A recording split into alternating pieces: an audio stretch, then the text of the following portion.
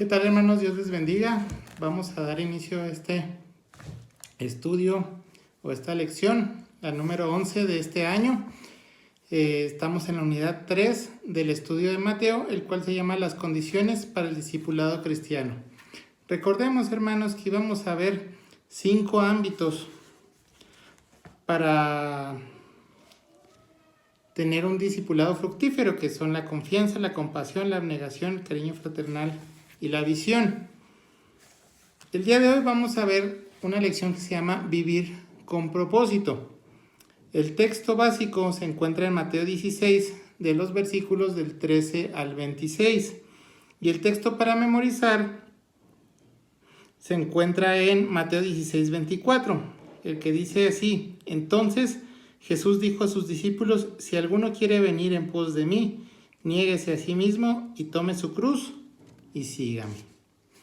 La verdad central, hermanos, nos dice: Jesús tenía plena conciencia de sus prioridades y nada lo desvió de su camino, el establecimiento del reino en la tierra. Los discípulos de Cristo hoy necesitan descubrir los valores que merezcan la inversión de la vida. Esta lección, hermanos, inicia de la siguiente manera. Machado, el gran poeta español, escribió: Caminante no hay camino, se hace camino al andar. El problema no está tanto en el camino que haya que abrir a fuerza de tesón y sacrificio, sino en la meta que hay que alcanzar. Dice: cuando se sabe a dónde ir, es cuando se puede forjar el camino por el cual caminar. Muy bien, hermanos, estamos viendo o vamos a estudiar dos puntos, de los cuales están en Mateo 16, y todo este pasaje pues es bastante conocido. Vamos a ver, hermanos, el primer punto. Dice: el momento de la alabanza. Mateo 16, del 13 al 20. Dice: la división del pasaje es la que está en nuestras Biblias, pero considerada desde el punto de vista de la experiencia de Pedro y sus dos momentos, el momento de alabanza y el momento de reproche. Dice: este es un punto crítico en el ministerio de Jesús. Deberíamos en este momento recordar las escenas que se describen en el capítulo 6 de Juan, donde podemos ver la gran popularidad de Jesús, pero también la gran incomprensión hacia su persona y su obra. Bien, vamos al versículo 3, hermanos. Nos dice: viniendo Jesús a la región de Cesarea de Filipo, nos dice aquí que la zona cercana a la ciudad de Cesarea de Filipo, levantada en el año 3 o 2 antes de Jesucristo por Filipo el tetrarca. Recordemos que este Filipo tetrarca pues era hijo de Herodes el Grande, hermano de Herodes Antipas. Vemos, y aquí dice: y llamada Cesarea en honor de Tiberio César, que era pues en ese entonces el emperador romano. Hace una pregunta Jesús bastante importante para sus discípulos. ¿Quién dice los hombres que es el Hijo del Hombre? El Hijo del Hombre, hermanos, es un título mesiánico que el Señor escogió para sí mismo, precisamente para no ser tan evidente. Es decir, Él no se llamaba a sí mismo Cristo, Él no se llamaba a sí mismo Mesías, pero sí se denominaba el Hijo del Hombre.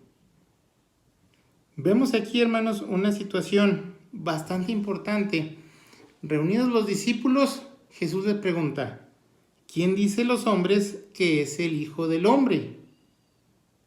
Es decir, les está preguntando a los discípulos qué han escuchado o qué opinión tiene la gente de Él.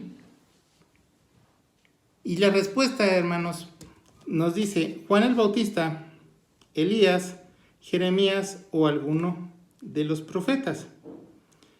Muy importante, hermanos, los discípulos, para hacer la aclaración porque puede prestarse a una mala interpretación, los discípulos no estaban queriendo saber quién era, perdón, ellos no estaban respondiendo quién era Jesús para ellos. Ellos estaban respondiendo qué era lo que decía la gente sobre Jesús.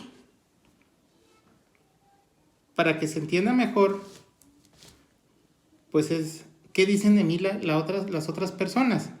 Y las otras personas que decían de Jesús, decían algunos que era Juan el Bautista, otros decían que era Elías, otros decían que era Jeremías y alguno de los profetas. Quienes pensaban que era Juan el Bautista compartían el temor supersticioso de Herodes Antipas. Recordemos que Herodes Antipas es el que manda encarcelar a Juan el Bautista y lo manda decapitar a petición pues de la hija de Herodías.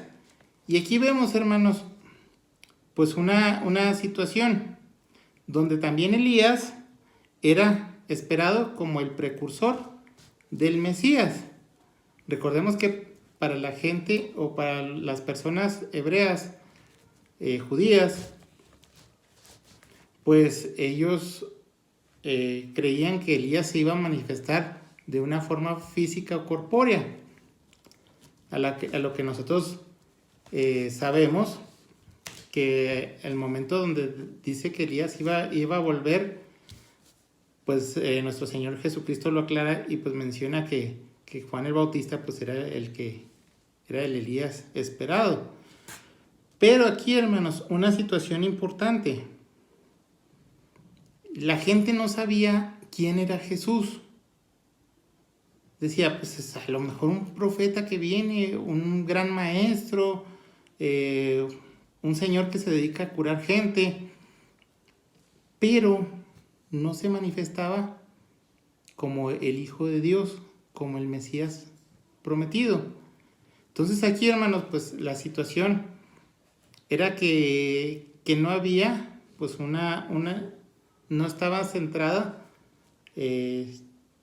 la figura de Jesucristo tal y como nosotros pues lo conocemos, como Dios encarnado. Entonces, la pregunta que sigue, pues es una pregunta aún más importante de lo que manifiesta en el versículo 13. En el versículo 15 dice, Él les dijo, y vosotros, ustedes, a los discípulos, ¿quién decís que soy yo? Es decir, ahora sí, ustedes, discípulos, los 12 que yo escogí, ¿quiénes o quién creen que soy yo? Ya estando conmigo, ya viendo los milagros, ya se alimentó a 5,000, a 4,000 gentes. Tantas cosas que hizo. Ahora sí, díganme ustedes. Versículo 16. Respondiendo Simón Pedro.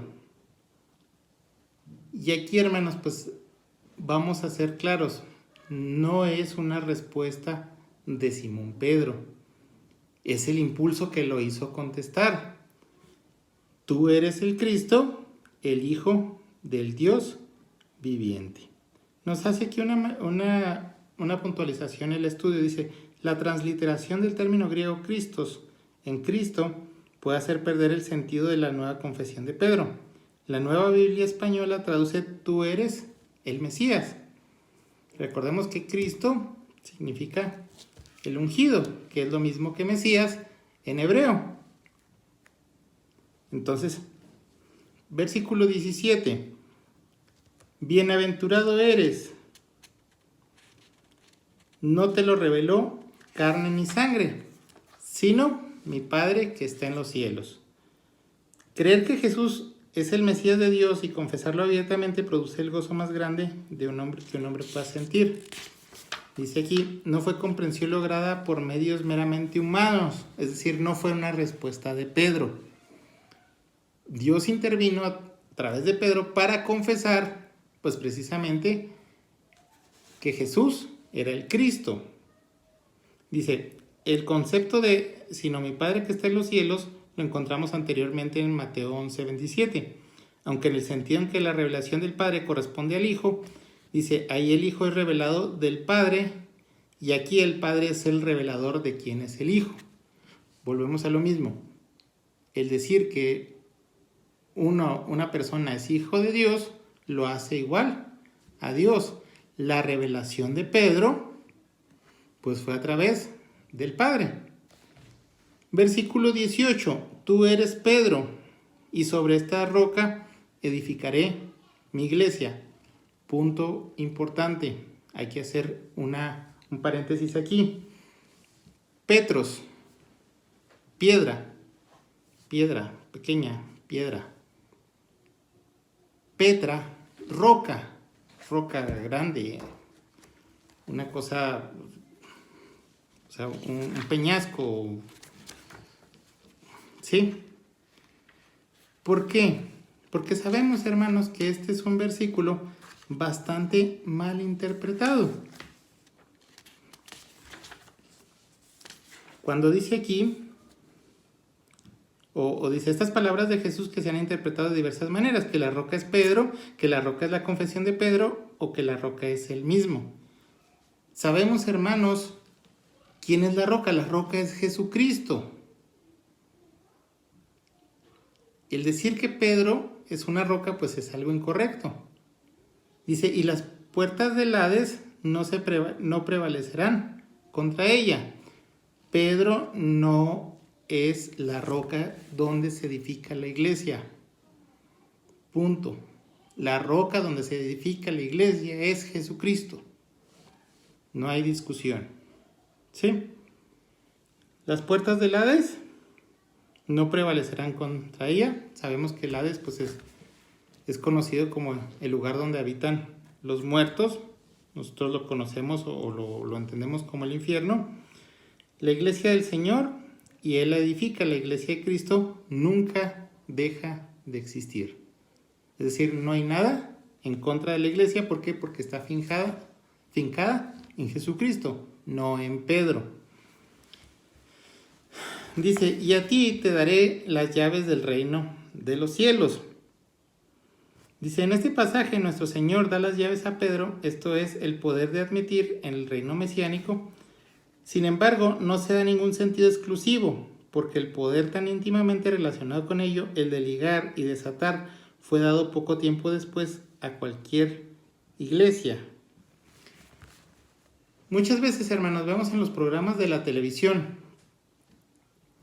que una persona fallece y vemos este cuadro. Sale el angelito de su cuerpo, se traslada al cielo y dice, y está una puerta gigante, y en esa puerta, pues en la entrada está lo que muchos llaman erróneamente San Pedro. O sea, Pedro pues fue un santo, una persona elegida. Y pues lo vemos con un llavero, y pues que es el que se encarga de abrir la puerta para que pase el angelito ese, representando el alma del ser que falleció. Entonces, hermanos, pues esa es una idea bastante errónea. Es una idea pues que está pues malinterpretada de acuerdo a lo que nosotros vemos aquí. La situación, hermanos, pues es que a través de una persona se puede predicar el evangelio para que la puerta vamos a decirlo así, la puerta del cielo pues, sea abierta para ella. La entrada al reino de los cielos pues es abierta a esa persona. Dice, y todo lo que atares y todo lo que desatares será desatado en los cielos. Todo lo que atares en el cielo, en la tierra, será atado en la tierra. Sí. Dice, la declaración del Señor, de acuerdo con el uso idiomático de su tiempo y de su pueblo, significa que todo lo que Pedro declarara, ora malo, ora bueno, y también prohibiera o permitiera en la tierra, sería aprobado en el cielo. Entonces aquí, hermanos, pues vemos una situación. Está encomendando pues el evangelismo aquí a los apóstoles, a los discípulos. En este caso, pues a Pedro. No está dándole unas llaves, no le está dando la capacidad de decidir, tú entras, tú no entras, no. ¿Sí? Está haciendo o está fincando el ministerio de lo que nosotros conocemos como la iglesia primitiva. Versículo 20. Entonces mandó que a nadie dijese que él era Jesús el Cristo. Nos dice, el secreto mesiánico, entre comillas, que debía de esperar antes de ser manifestado, dice, una abierta confesión y publicidad apresuraría la hora que aún no había llegado. Es decir, recordemos que una de las cosas prohibidísimas para un judío era decir que él era el Mesías. ¿Por qué? Porque se hacía igual a Dios. ¿Sí? ¿Y qué iba a pasar con el demás pueblo judío que no creyera que fuera Dios? Para el judío, hermanos, la blasfemia era un delito que se castigaba con la muerte y muerte por lapidación. Sin embargo, hermanos, pues aquí vemos cómo nuestro Señor Jesucristo pues les dijo, espérense. ¿Por qué? Porque Él sabía que de cualquier forma iba a pasar lo que iba a suceder después con nuestro Señor Jesucristo, que iba a ser inmolado, que iba a ser sacrificado, pero no era el tiempo y no era el momento. Entonces, llegado el momento, pues ahora sí, nuestro Señor Jesucristo pues iba a revelarse. Punto número 2, el momento del reproche. Mateo 16, 21 al 26. Vimos un momento de alabanza. Vimos un momento donde, pues si lo podemos decir así coloquialmente, se iluminó Pedro, o se le iluminó la mente, declaró una verdad bastante fuerte, bastante certera. Es como cuando uno en la escuela pues le preguntaban que algo pues bastante difícil y levantaba uno la mano, contestaba bien y pues tenga su estrellita en la frente. Y la siguiente, hermanos, pues es una cuestión de reproche. Versículo 21. Desde entonces comenzó Jesús a declarar a sus discípulos. Entonces, a partir de este momento, pues de que el grupo ya sabía o ya tenía una idea más clara acerca de la personal o de la situación que Jesús estaba llevando a cabo en la tierra, donde ya estaba confeso que Él era el Cristo, que Él era el Mesías esperado. Él les dice que era necesario padecer, ser muerto y resucitar al tercer día. Nota bastante interesante, hermanos, o haciendo un paréntesis, pues vemos cómo nuestro Señor Jesucristo pues está proyectando lo que va a suceder en el futuro, se los está diciendo, y vemos, hermanos, pues también el resultado de esta situación donde nuestro Señor Jesucristo les advierte varias veces que Él va a ser sacrificado, que pues, va a ser muerto, pero pues ellos todavía reaccionan como lo vemos más adelante en las Escrituras.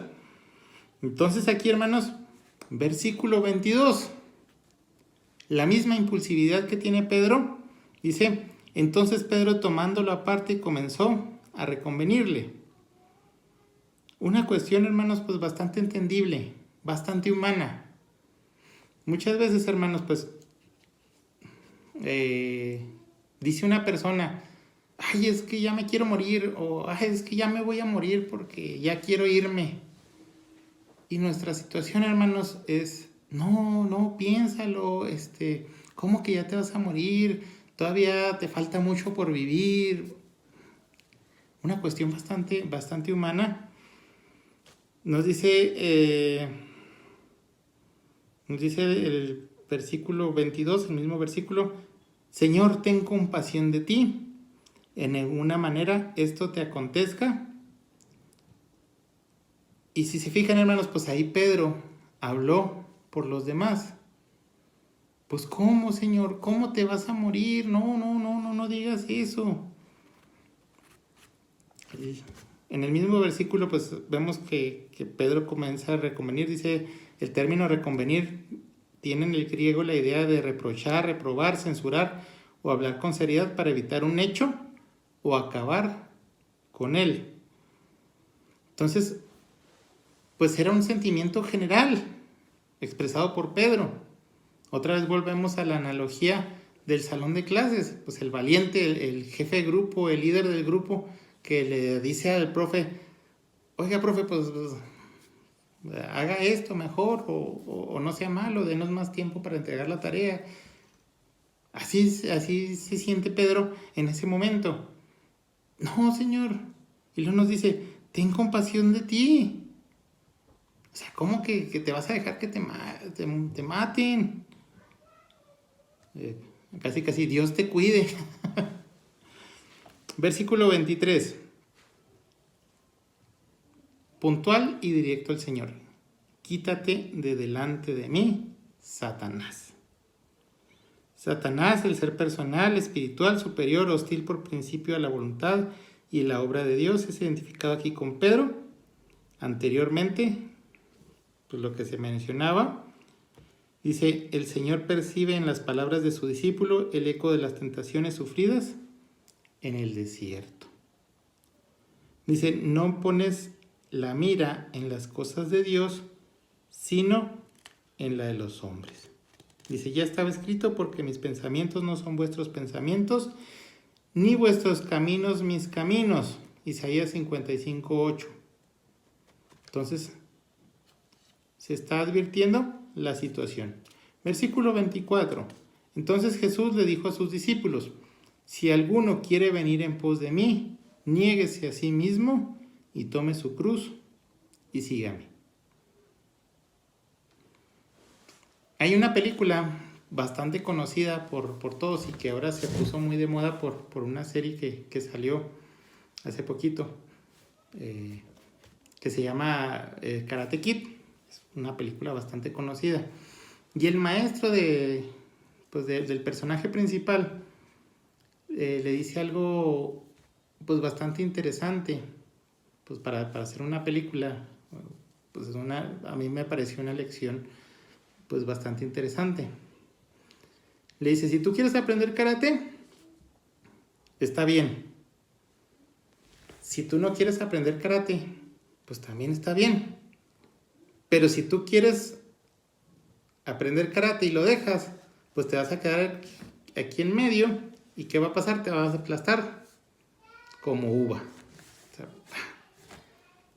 no vas a hacer nada.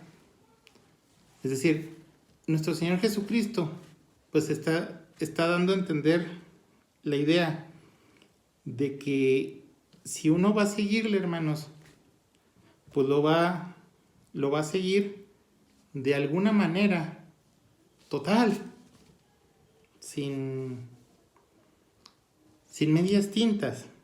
Y aquí vemos, el discípulo debe primeramente negarse a sí mismo, lo que se refiere a las categorías humanas de pensamiento. Es decir, ya no vas a ser tú, va a ser Dios quien viva tu vida. Aceptar dice, aceptar decididamente la cruz, el sacrificio, no va a ser fácil. O sea, tú me vas a seguir no porque yo soy el Dios bueno, y no porque yo soy el Dios bondadoso, no porque yo soy el Dios proveedor. Si tú vas a decidir seguirme, va a haber una cruz, va a haber un sacrificio que tienes que hacer. Dice Romanos 12:1, ¿sí? Que tenemos que hacer un sacrificio vivo, santo, agradable a Dios, que es vuestro culto racional. Inciso C, seguir a Jesús leal y diariamente. Como les comentaba, o sigues al Señor o no lo sigues. Y nos lo dice la misma Biblia. Si eres frío o sé caliente, porque si eres tibio, dice, te vomitaré de mi boca. Versículo 25, porque todo el que quiera salvar su vida la perderá, y todo el que pierda su vida por causa de mí, la hallará. Perder la vida para ganar la vida. Entonces aquí, hermanos, pues vemos que el seguir a Cristo, pues es dejar todas las cosas para poder llevar a cabo una vida al servicio de Dios. Versículo 26. Porque ¿qué aprovechará el hombre si ganare todo el mundo y perdiere su alma? ¿O qué recompensa dará el hombre por su alma?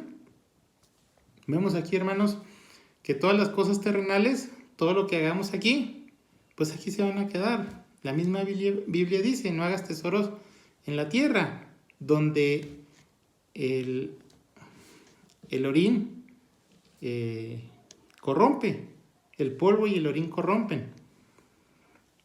Y aquí, hermanos, pues vemos una situación pues bastante interesante. Si nosotros pues queremos ganarnos, ahora sí como se dice coloquialmente, comernos al mundo a mordidas, pues lo más probable es que perdamos nuestra alma por dedicar nuestra vida a lo que no tiene valor. Entonces, hermanos, nos dice aquí, hay valores supremos que contrastan con las ambiciones del hombre. Para la mayoría de los seres humanos es de mayor importancia satisfacer sus necesidades materiales antes que las espirituales. Y nos dice aquí al final, hoy tenemos la oportunidad de poner una balanza en nuestra propia existencia, revisemos nuestras prioridades y demos lugar que le corresponde a los valores espirituales. Nuestra vida será mejor, indudablemente. Entonces, hermanos, ya con esto concluimos este estudio. Nos vemos la próxima semana con el favor de Dios. Hasta luego.